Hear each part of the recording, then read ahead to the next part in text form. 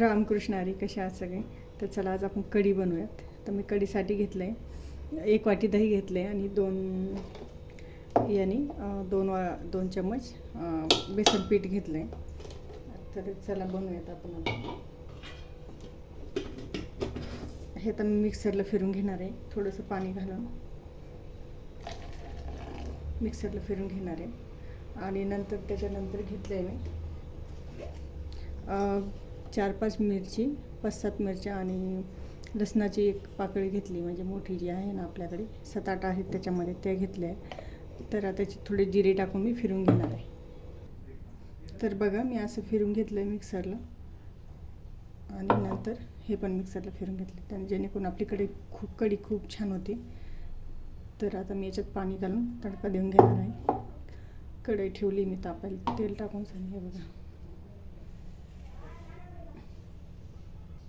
तर हे बघा तेल तापलं आहे, कढईचं बंद केलं आहे. तेलची कढई असल्यामुळे काय होतं, खूप लवकर तापतं तेल. आता हा जो ठेचा केला आहे ना हिरवी मिरची आणि त्याचा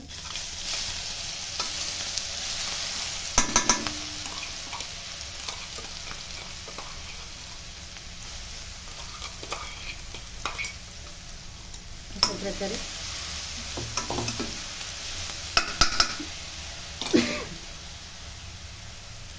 नंतर हळद घालून द्यायची.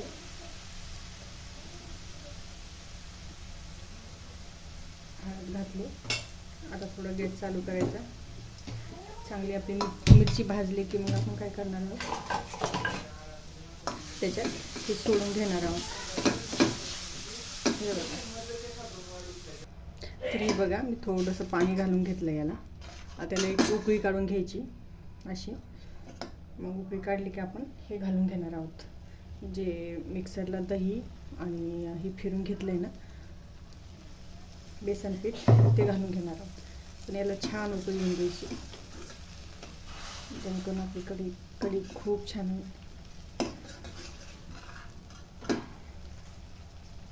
तर आली उकळी त्याला.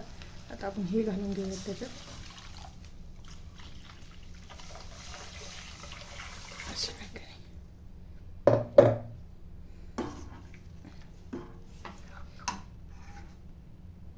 खूप छान कलर आला आहे.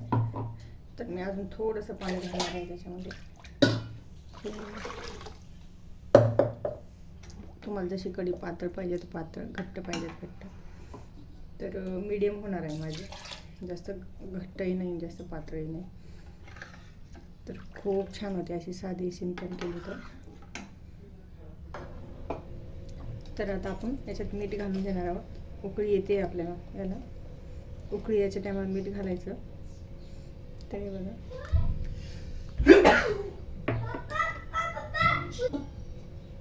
तर बघा आपली कढीला आपली उकळी आली आहे.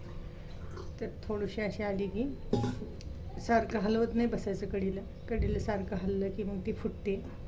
तर न फुटण्यासाठी हलायचंच नाही, उकळी येईपर्यंत असंच पळी टाकून ठेवायचं त्याच्यामध्ये.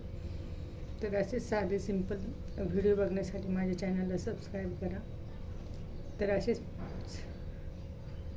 सपोर्ट करा. थँक्यू.